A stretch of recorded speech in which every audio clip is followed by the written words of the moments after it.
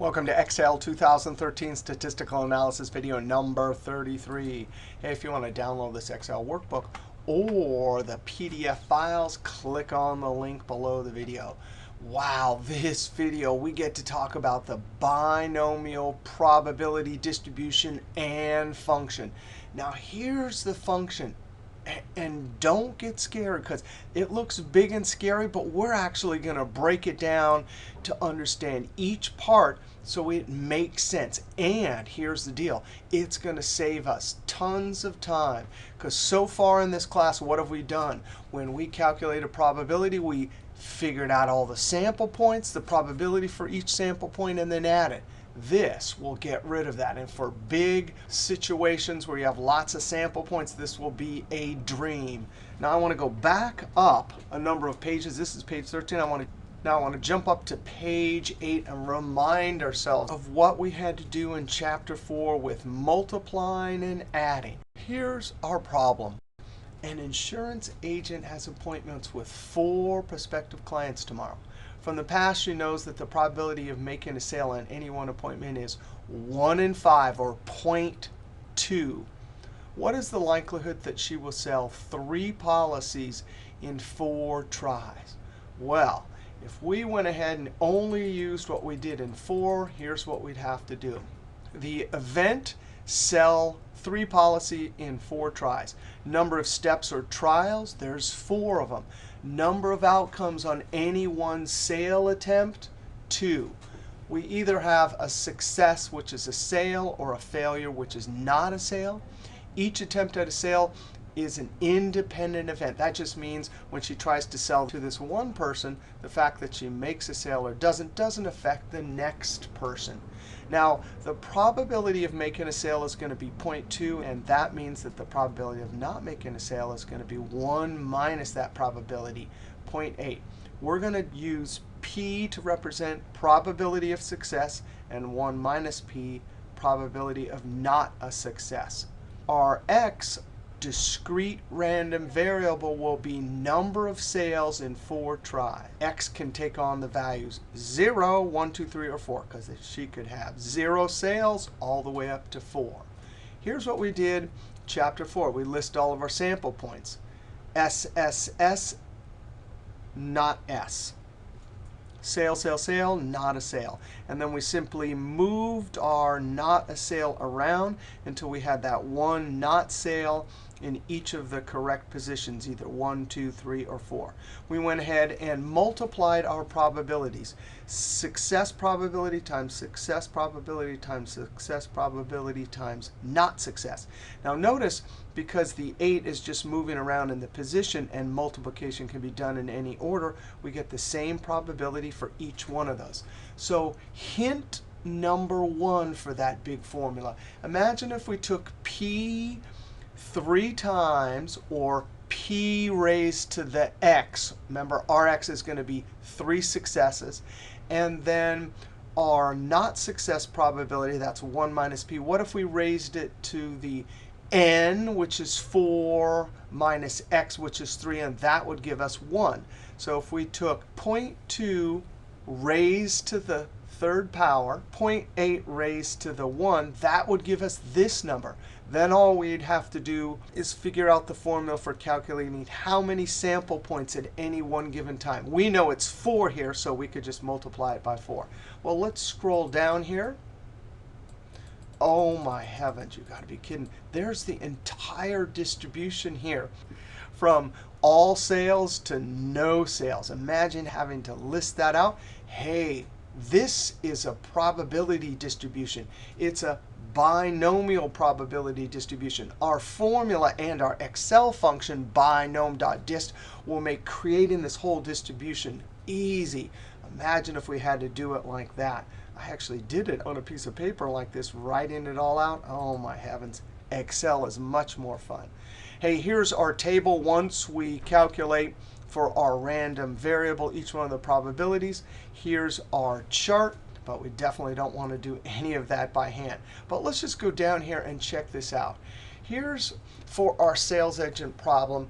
We have a total of 16 possible sample points, but we only needed 4 of them. So How can we calculate this 4, this actual number 4? Well, remember our combinations formula. Number of experimental outcomes or sample points that provide exactly x successes in n trials. Here's our formula. This is going to be the 4. N factorial divided by, in the denominator, x factorial times n minus x factorial. We didn't do this by hand. We used the combine function, but you could do it by hand. Here's how to do it by hand. Now, in our last chapter, we used big N for population and little n for sample size. But here we're going to use this n and x to match our notation we're going to use for our binomial distribution. Now, if this is the formula here, let's just come down here and walk ourselves through this. We noticed just a moment ago we had 0.2 3 times and 0.8. Well, multiplication can be done in any order. We'll let p equal that 0.2, 1 minus p equal that 0.8. And if x equals our 3 and n equals our 4, well, this is really what we want. 4 times 0.2, 3 times 0.8. So we could write it like this. The 4, that's the count of the number of sample points. How many probabilities of success? 3. How many probabilities of not success? 1. Check this out. There's going to be our formula for combinations for our count of sample points. This is going to be, oh yeah, we defined our probability we wanted as 3 sales or 3 successes. That's going to be our random variable x. So p raised to the x times, and then here's our 1 minus p. For our particular example, it was 4 trials minus 3 is 1. But for any particular one, we just take total number of trials minus x. And there's our whole formula for binomial probability function. If we did it longhand, oh my heavens, that would be our answer. We're going to take this formula now that we know and we've seen how we derived it. There'll be an awesome function in Excel called Binom.DIST that will do exactly this. Now, before we jump over to Excel, let's scroll down here. Binomial probability distribution, a listing of all the outcomes for the binomial experiment. We will do that. We just saw an example of listing all of them, doing it the hard way. Hey, the requirements for a binomial experiment. These are very important, and we'll ask these 4 questions every single time before we jump in and use our formulas for binomial distribution. Hey, number 1, the experiment consists of a sequence of n identical trials. If you think of our example, make a sale, right? Random variable counts the number of successes. For us, it was make a sale in a fixed number of trials. Fixed number of trials will be equal to n. Number 2, 2 outcomes are possible on each trial. One is identified as success. The other one is identified as not success or failure. Number 3, probability of success denoted by p in our textbook. Other places, it's pi, remains the same on each trial. If that's the case, then so does 1 minus p. And number 4, the trials are independent. If you think about our sales example, first sale, second sale, third sale, fourth sale, none of those actual occurrences will affect any of the other occurrences. One person's sale or not sale will not affect the next person. Now let's think of some examples, because this is a very common process, binomial experiment. Hey, make 4 sales and 4 calls. N will equal 4. S will equal sale. Probability P will be 0.2. And yes, they're independent. How about test with 15 true-false questions? Is that a binomial experiment? N is equal to 15. There's a fixed number of trials. S is get it correct. P is 0.5 if you're randomly picking them. And yes, they are independent. Flipping a coin 3 times. Hey, N equals 3. Yes, there's 3 steps or trials. Success we're going to define as head. You could equally define it as tail. Probability is 0.5. And yes, they are independent. One flip doesn't affect the next. How about driving across a bridge 7 times during rush hour traffic? N is going to be 7. We're going to have 7 steps or trials trying to get in stuck in traffic, right? S will be stuck in traffic. Probably we should do success is equal to not get stuck. Probability each time from past data, it looks like it was 0.15. And yes, In general, getting stuck in traffic one day does not affect getting stuck in traffic the next day. How about air flight from Oakland to Seattle? 6 flights per day. The number of trials fixed will be 6. We'll define a success as late. We should define it as on time. Hey, from past data, we know the probability of being late is 0.1. And yes, each event is independent. Very common binomial experiment. Now let's come down here. Here will be our formula. Here's the function we're going to use in Excel, and it will do amazing things for us. Now, before we jump over to Excel, I want to scroll down one last.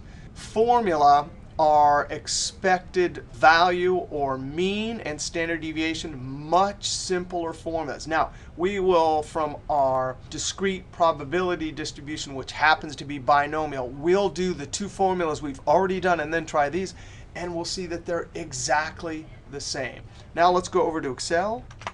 All right, the same example we've been using. An insurance agent has appointments with 4 clients tomorrow. From past data, the chance of making a sale is 1 in 5. And we want to know the likelihood that she will sell 3 policies in 4 tries. Now, before we can use our awesome Binom.DIST function down here, we have to check out and see if this is a binomial experiment. 1, 2, 3, 4. Ask these questions each time. Hey, do we have a fixed number of identical trials? Yeah, 4 meetings to sell a policy. Each trial results in a success or failure? You bet. Sale or no sale? P remains the same for each trial? Yeah, 1 in 5. All events are independent? Yeah, one sale is not going to affect the other. So we have yeses all the way down. Now we can use our Binom.DIST function. Now, before we do our expected value and standard deviation, we're going to go ahead and do our distribution. So I'm going to scroll down here. Here's the possible values for our x. We have 0 sales all the way to 4. And here it is, the Binom.DIST function, tab. Now, the number of successes, that's going to be our x value. So that's 0, comma. The trials, that's 4, and I'm going to lock that. The probability of success, that's our 0.2, remains the same each time, F4, comma. And now we're going to have cumulative distribution function and our probability mass. 1 for this first one, 0 for the second one. And actually, we'll see these options throughout a bunch of the different distribution functions. When we're calculating for discrete probability distributions, you want to put 0 or false for the probability mass function. That calculates the actual probability. When we're doing cumulative, and we'll do that in just a few moments, we select this one. It will select all of the probabilities from the lower end all the way up to the x you give it. But we want this one false or 0. That just means it's going to calculate this probability 0. Control Enter and copy it down. Man, that is amazing. We better check Alt equals and Enter. So what this means right here is this is the probability of selling 0 policies in 4 tries, 0.41. 1 policy in 4 tries, 0.41. 15% chance to sell 2 policies in 4 tries, 2.5% for 3, and less than 1% for all 4. Now, here, the Binom.DIST, that really does some magic. If you look over here, there it is, the long formula, right? The actual binomial formula. And here it is with the combine. We'd never want to do that in Excel because, boom, we got that. And so it replaces these longer formulas, and it replaces gathering up all of those sample points, calculating those probabilities, and adding them up. Now, next, we'd like to build a chart and look at this distribution. I'm going to highlight, not the totals, just the labels at the top, x and our probabilities. This will be the height of the column. Insert. Go over to column and column.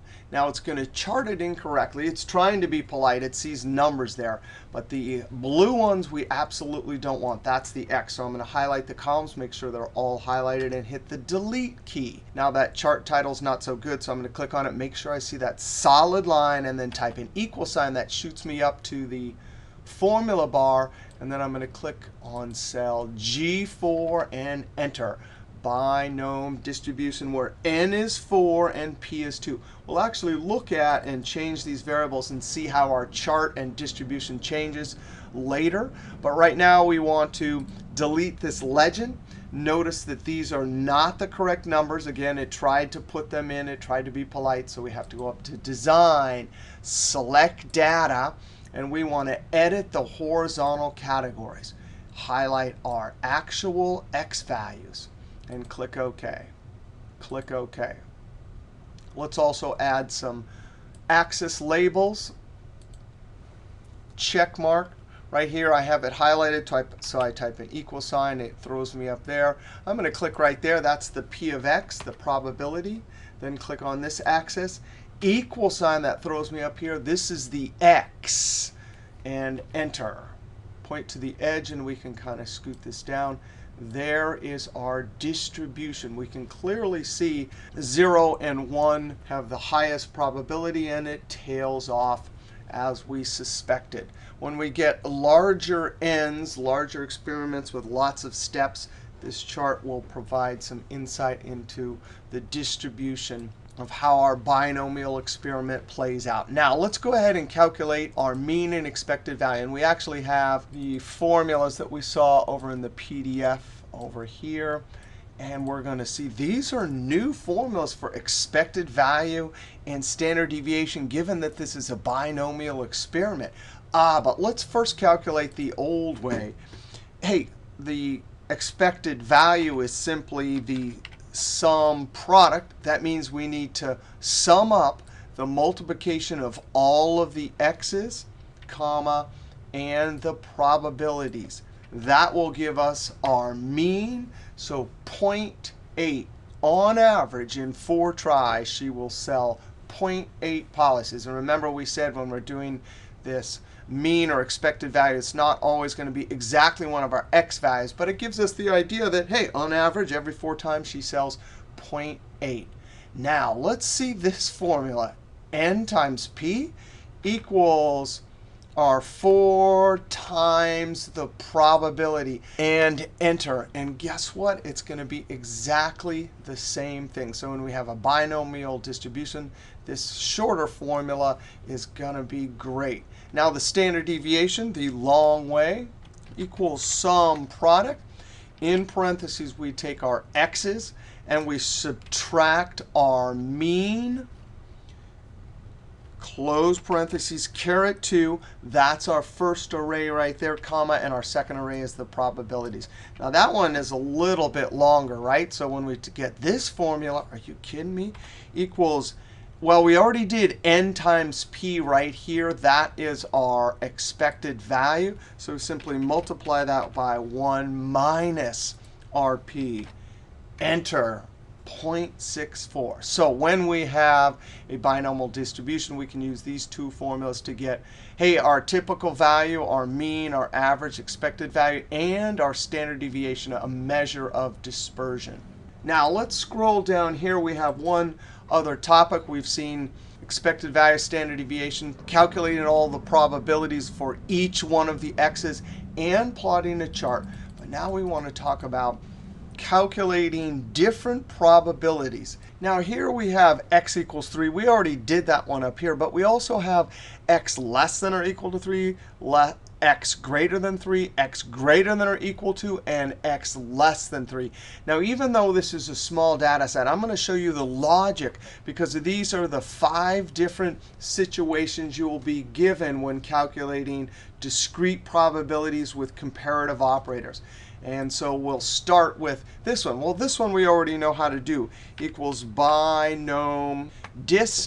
Now, the number of successes for each one of these examples, it's going to be 3, comma, the trials, 4, comma, the probability, this 0.2, comma, and cumulative probability mass. This probability mass is 0. That's when we have exactly 3. All these other situations when we're getting more than 1, then we use the top one. 0, close parentheses, and enter. So 0.256. If we were using our sum method, meaning we had this table, I would just say equals and grab that. Now, we don't always have this whole table here. although it's certainly easy enough to create. All right, so now let's come down here. Actually, when we get to continuous variable, the same logic of how we build our function to calculate different probabilities will hold true. All right, now before we talk about these operators where we're gathering up a bunch of probabilities, the way the function works with the 1 is that it will always goes from the lowest one to whatever x you put in. So our next example is, hey, what's the probability of getting less than or equal to 3? So if I use 1 as the last argument and give it a 3, it will go, well, it sees the 3 and it'll add up all the probabilities from the lowest one all the way to the 3. So let's go ahead and try this one. Equals Binom.DIST. Number of successes is 3, comma, trials 4, comma, probability 2. Whoops, I missed that. Boop. And comma, the cumulative, this is the true, or I'm always going to use 1. That's the one that cumulatively adds from the lowest up to the x. Close parentheses and enter. 0.9984. So obviously going from 3 or below is going to give us almost everything. If we were using the sum function and we had our distribution up here, Alt equals, and I highlight everything except for the top one. Again, later we'll have n equal 20 or 30 or 40, right? And so knowing how to use this function here will be pretty convenient. You could see both ways we'll get the same answer. Now, x greater than 3, that means I want just this one. Well, for a small example, I just go get it from over here. But what are we going to do if the cumulative function always goes from here to the 3? Well, if I want greater than 3, I'm going to take all of this and subtract it from 1. Equals 1 minus, and then Binom.DIST. Our number of successes is going to be our 3, trials, probability, and cumulative is 1. Again, in this example, we could have just gotten the 4, but later when there's many, that's the way you do it. If we were to do this with our sum function, we just go and get the last one, 4. All right, now x greater than or equal to 3. Now we're going to have to pull a little trickery here, because remember, the cumulative means it goes from the smallest all the way up to the 3. Well, if we're given 3 as the input, and we want this column, I'm going to have to subtract 1 to force it to go back to 2. It'll add up all of these, and then we'll subtract that from 1. Equals 1 minus Binom.DIST.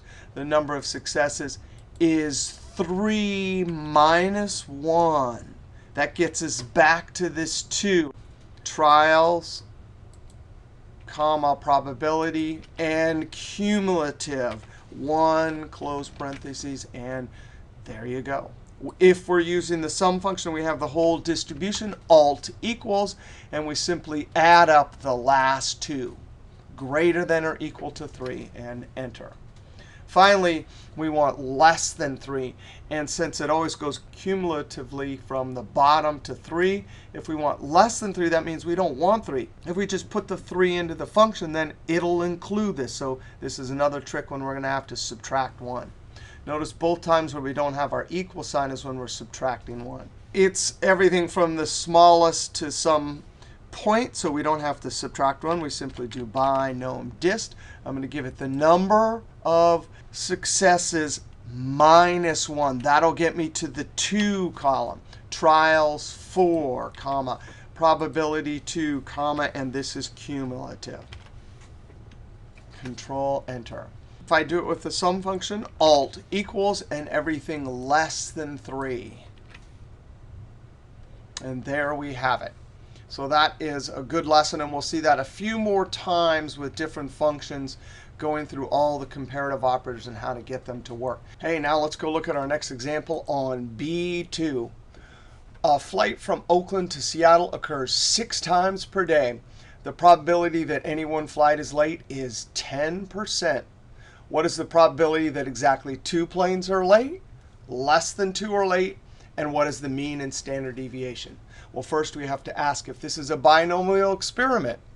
Are there a fixed number of identical trials? Yep, 6 flights per day. Does each trial only result in a success or a failure? Yeah, it's either late or it's on time. Does P remain the same for each trial? Yeah, 0.1. And are all events independent? Yeah, we'll assume that one plane being late won't affect the next plane. Yes, for all of them. All right, now our n is going to be 6 flights per day. Our probability of success, that's late, is 1. Our discrete variable will be x, planes late in 6 tries. We can calculate our mean equals, oh yeah, n times our probability. Whoa, so in one day, the average is 0.6 planes are late. Hey, our standard deviation, I'm going to take the mean times, and then in parentheses, 1 minus the p. So the standard deviation is 0.54. Now let's go ahead and calculate our probability distribution. There could be 0 up to 6 flights late equals Binom.DIST. The number of successes, that's 0 planes late in 6 tries, comma, with a probability for each one that of 0.1 that it's late. And this is cumulative 0. That means we're calculating the exact height of the column. Wow, so 53% chance that 0 planes will be late in 6 tries. If we copy this down, F2, I forgot to lock this one. I'm going to touch it and hit F4. Touch it, hit F4. Control Enter, and copy it down. Wow, so the probability that all 6 are late is basically 0. So we see the individual probability, 35% chance that one plane will be late. All right, now let's go ahead and do, again, each one of the possibilities equal to a particular x, less than or equal to, less than, greater than or equal to, and greater than. Here's our chart, 0 all the way to 6. All right, so our first one, we'll simply do a single x, so it's equals binom. The number of successes is exactly 2. We'll get our number of trials, comma, our probability, 0.1, and this is 0. So we use 0 when we're getting exact. Enter. Now, less than or equal to 2. Remember, the functions work. If I give it a 2, it'll automatically go from the smallest up to the x we give it. So equals binom, the 2, comma, our trials, comma, our probability, and a 1. This one's the easiest for the 1. It'll get all 3, 0, 1, and 2, and add them up. So the probability of having 2 or fewer flights is 98%. Less than, well, we're going to do the same formula, except for we're going to have to do that little trick.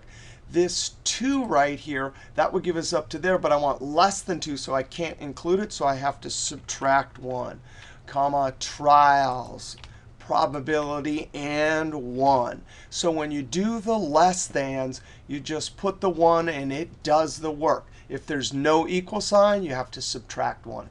Now, for greater than or equal to 2, that means we want the 2 and above. Anytime we want the probabilities above, we're going to have to do 1 minus. Not only that, but if we're including the 2 here, we're going to have to subtract 1 to get back to 1, because I need that. I want 2 and everything above. So equals 1 minus, and then Binom.DIST. Our number is going to be 2, subtract 1 to get to this, comma, trials, probability, comma, and 1 for cumulative, and enter. Now, greater than 2. Now we can simply take 1 minus all the way to here, because when we calculate this with the 2, it'll go from the smallest up to the 2. So equals 1 minus binom, our 2, comma, trials, comma, probability, comma, 1. Close parentheses and enter. So that's how to use all the different comparative operators with your Binom.DIST. If we're adding, this one's easy enough. We simply get the 2. Here, alt equals, we want less than or equal to 2, so we're highlighting those. Less than 2, alt equals is just going to be the 0 and the 1, and enter. Greater than or equal, alt equals, well, it's 2 and everything above, comma, and alt equals greater than 2, we simply highlight 3 and everything above. All right, so this is our plain example. Let's go over and look at our B3. This will be our West Seattle Bridge example. So the probability of getting stuck in traffic on a West Seattle Bridge in the morning is 0.15. Over the next 2 weeks, 10 working days, what is the probability that we get stuck in traffic 0 times 1 time? Well, is this a binomial experiment? Fixed number of trials? Yep, we're driving across the bridge 10 times. Each trial only results in success. Oh, stuck in traffic. Failure, not stuck in traffic. Somehow that seems reversed. P is the same. Yep, 0.15, and all events are independent. Yes, getting stuck one day doesn't affect the next day. So these are all yes. And we already have our 10 trials and 0.5 for our probability. Hey, wait a second. What is our expected value? That means the average number of times. Well, let's go ahead and just simply equals n times our probability and enter. So 1.5 times on average over 10 working days we'll get stuck in traffic. Now let's go ahead and calculate our probability distribution equals Binom.DIST. Here's our particular x, comma, our trials 10, F4, comma, probability 0.15, F4, comma, 0. That means the height of the column. Control Enter and copy it down. And there we go. We get added up to exactly 1. So the probability that we'll get stuck in traffic 0 times is 20% about. Exactly 1 time. That's 34% chance over the next 10 days. Now we have still another example for binomial. Let's go over to B4. Highline found that 16% of the students withdraw from Accounting 202. In the current class that has 35 students enrolled, what is the probability that between 3 and 7 students withdraw? What is the mean? Now, let's ask if this is a binomial experiment. Hey, fixed number of identical trials, what are those here? It's actually the 35 students.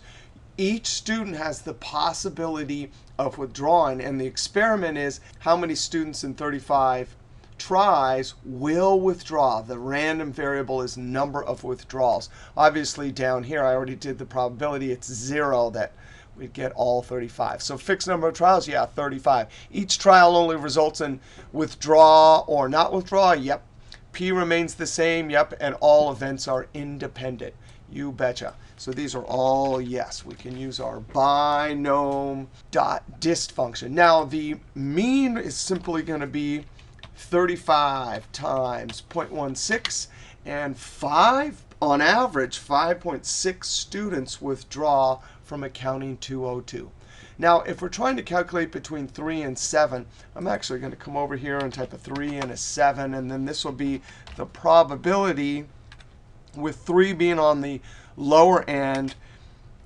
X has to be greater than or equal to and less than or equal to the upper. So this is going to be inclusive. We want 3 and 7. Now, here's the way it's going to work. Now, we could just come over here and highlight. And that number right there, if we added them up, will give us the probability for between 7 and 3.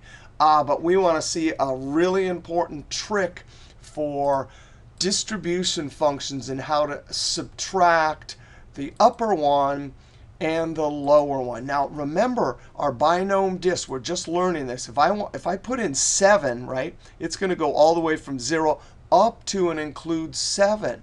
That's important because we're going to see lots of distribution functions, especially next chapter when we're doing continuous variable. We're always going to be calculating between 2 bookends in essence.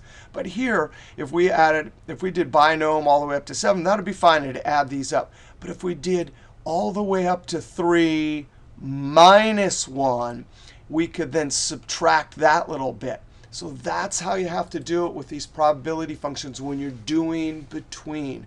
So the first one is going to be Binom.DIST. I'm taking the 7, comma, 35 trials, 16 probability, and this is 1. If I enter this, this is all of the probability from 0 up to 7. And you can look down in the status bar right here and see that that sum is equal to this. But now we need to subtract everything 2 and before. So minus Binom.DIST. And the number of successes, since I'm given 3, I'm going to give that as a 3 minus 1, comma. That, in essence, will be a 2 trials, comma, probability, comma, 1 for cumulative. Because I subtracted 1 from the 3 right there, it'll go from 0 all the way to 2. And Control-Enter. There's the probability that between 3 and 7 students will withdraw from this class of 35 people. Now, one last example, and we want to go over to B5 and see something quite amazing about the binomial distribution. So we have a plot here, and this is a pretty fancy chart. Watch this. Here's n. That's the number of trials, and p, that's probability. So I'm going to change n to 20. Oh, look at that. So then I'm going to change it to 25. And then 35. And then 45. And then 55. It looks like it gets more and more bell-shaped. When it's very small, 10, then it's going to have a lot of skew. As n increases, the distribution approaches a bell shape. So 75, enter, and it looks pretty much like a bell shape. Now, I'm going to put this back down to 10. There's something also that happens with our probability. 0.16, 0.25, 0.35. Watch the distribution. 0.45, 0.5. As the probability, or p, approaches 0.5, it will also tend to be bell-shaped. Let's give it 85 here. So we have 85. As n gets bigger, it approaches a bell shape. As it approaches 0.5, it gets to be a bell shape. Now I'm going to change this back. Now I'm going to change this back and look at the upper end. We didn't look at 0.6, 0.7, 0.8. Right? Then it tends to be skewed to the left or negative. If this is 0.1, then it tends to be skewed the other direction, right or positive. All right, so in this video, we talked a lot about the binomial distribution. We talked about as n increases, it approaches bell. As the p approaches 0.5, it approaches a bell shape. We saw a great student example for withdrawals in a class, which was a binomial experiment. We saw a stuck in traffic binomial experiment. We saw a flight example where our success was late. And we saw our first example where we were looking at number of sales in 4 attempts. All right, next video, we'll talk about the Poisson discrete probability distribution. All right, we'll see you next video.